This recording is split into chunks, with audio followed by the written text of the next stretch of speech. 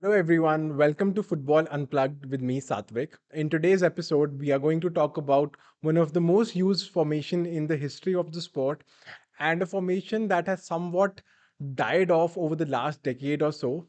In today's episode, we're going to talk about the 4-4-2. Whether it was Sir Alex Ferguson's Manchester United during the 1990s or some of the strongest defensive teams over the last decade, Atletico Madrid and Juventus have all used this particular formation. Talking about the roles and understanding the formation slightly deeper, uh, as we can understand from the name, the formation is a 4-4-2 formation with four defenders, four midfielders, and two attackers. And the role of each player varies from manager to manager. When we're talking about the midfield, the four midfield can either be a diamond, which was usually used by Argentina in the World Cup, wherein Rodrigo de Paul was the defensive midfielder, and Enzo Fernandez and Alexis McAllister were the midfielders who were supposed to create passes, take the game forward. And lastly, Papu Gomez, who played in a bunch of games, played behind the two strikers, that is Lionel Messi and Julian Alvarez. Or the other way of playing a four in the midfield in a 4-4-2 is two central midfielders with two midfielders both on both sides of the pitch. Now, one of these midfielders would normally act as a defensive midfielder, and one of the midfielders would usually be a box to box midfielder, creating chances for the striker and at the same time creating spaces for other people to pass into as well. One of the most famous examples of 4-4-2 with two wide midfielders was Manchester United under Sir Alex Ferguson, where Roy Keane acted as the defensive midfielder. Paul Scholes was the box-to-box midfielder who would play passes onto the striking partnership of Dwight York and Andy Cole. And whereas they had David Beckham on the right and Ryan Giggs on the left. So these are some of the major roles in a 4-4-2. Talking about some of the characteristics of the 4-4-2, number one, the formation is very defensively solid because it acts as two lines of four behind the two strikers, which is one of the most difficult formations to break down. There was this period of 4 5 years where Atletico Madrid and Juventus were the two most difficult teams to break down. Even the strongest of Barcelona or even Real Madrid failed to break them a lot of times because of the exact formation that they used, which was a 4-4-2, wherein the two attackers would be starting the defense, followed by the four midfielders who would play very compactly, did not give spaces in the middle, and ultimately the four defenders, out of which the two centre backs were tall and strong and physical centre backs, thus cutting out any crosses or winning physical battles against the oppositions. Another feature of the 4-4-2 is the width that is provided on both the flanks by the four wide players. We're talking about the two fullbacks on each side, as well as the wide midfielders on both the right and the left hand side. In this strong Juventus team, Patrice Evra or Lichtsteiner or Cuadrado or Alexandro plays the role of a perfect fullback in a 4-4-2 brilliantly, where they are great going forward, but they are also very solid defensively. And one of the key characteristics is for these people to be extremely fit, the fullbacks or the midfielders, because of the up and down that they have to do throughout the match. And lastly, the formation is also very rigid formation where players have particular roles which they have to fulfill. Unlike, let's say, 4-3-3, which is a more dynamic formation where multiple players can play multiple roles. In a 4-4-2, there are very clear instructions. There is a very rigid structure that needs to be followed, which enables the defensive solidity in the entire formation. Now, talking about how attack takes place in the formation. So, as I've already mentioned, the goalkeeper has two options. He can either play the ball up or he can start playing from the back. When the goalkeeper plays the ball up forward, because of the two strikers that they had, one of them would ideally be a target man. Let's say when Diego Costa and Antoine Griezmann were playing for Atletico Madrid, Diego Costa acted as the target man who would hold on to the ball or who would sort of divert headers for Griezmann to move into the empty spaces, take shots, or probably for Griezmann to hold back and take the ball from Diego Costa. Another way wherein how attacks took place in a 4-4-2 is for the with the wide midfielders who acted as wingers, especially when the ball was in possession.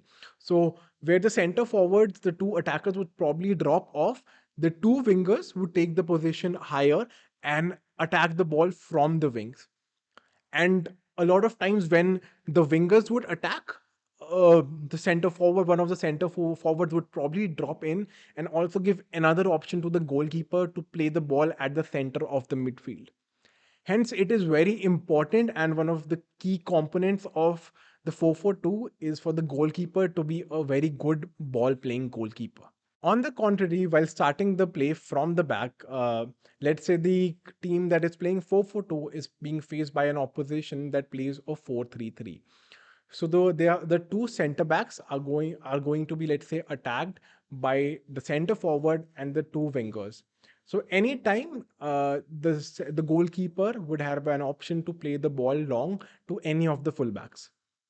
If not, let's say if the team is facing an opposition that has two attackers and covering the two center backs, a lot of times what would happen is the defensive midfielder would come back, make it a back three, and hence giving a chance for the fullbacks to go ahead. And as and when the fullbacks go ahead, it gives a chance to the wide midfielders to come in and hence create a midfield five.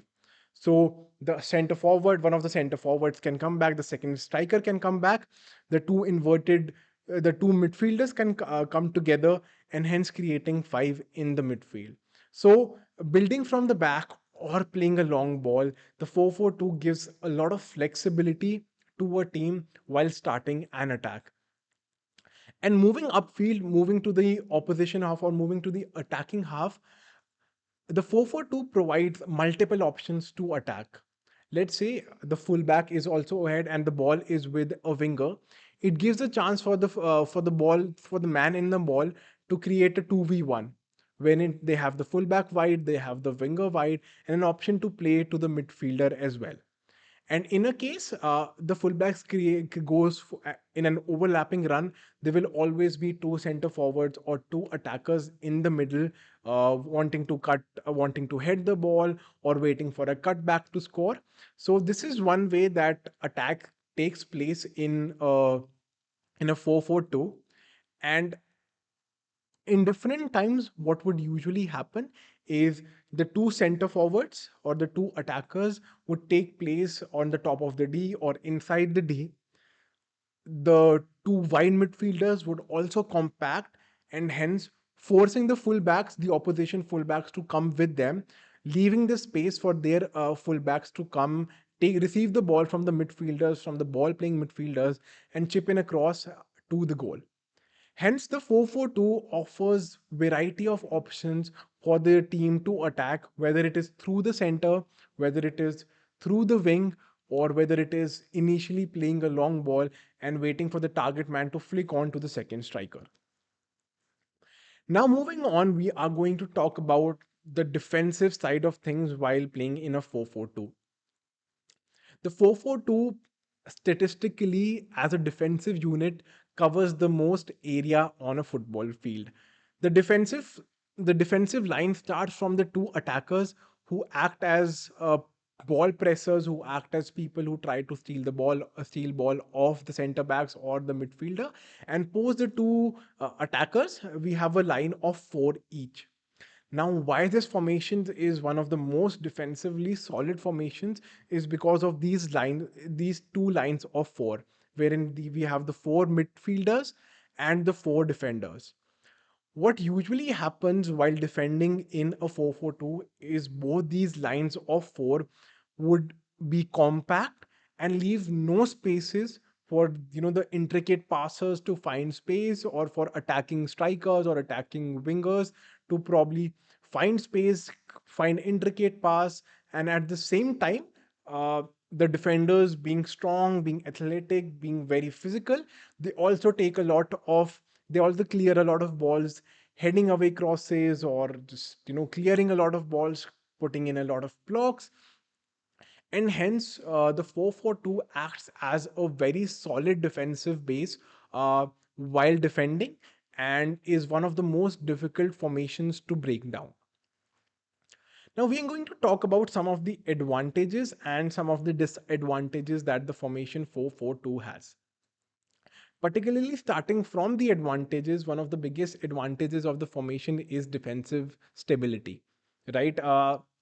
Wherein if you see an Atletico Madrid or a Juventus during, let's say, 2012 to 2018-19, they were the most defensively sound teams because of the 4-4-2 that they played in, wherein defenders would chip in cross and there would be Diego Godin or Chiellini clearing balls off, and their fullbacks were as strong, wherein Felipe Luis for Atletico Madrid or Cuadrado or Alexandro for Juventus would clear the ball off, would be excellent 1v1 against the opposition wingers, and hence creating a solid base for the attackers, wherein the attackers would be very confident, or the manager would be very confident that the teams would, in a lot of cases, not concede a goal.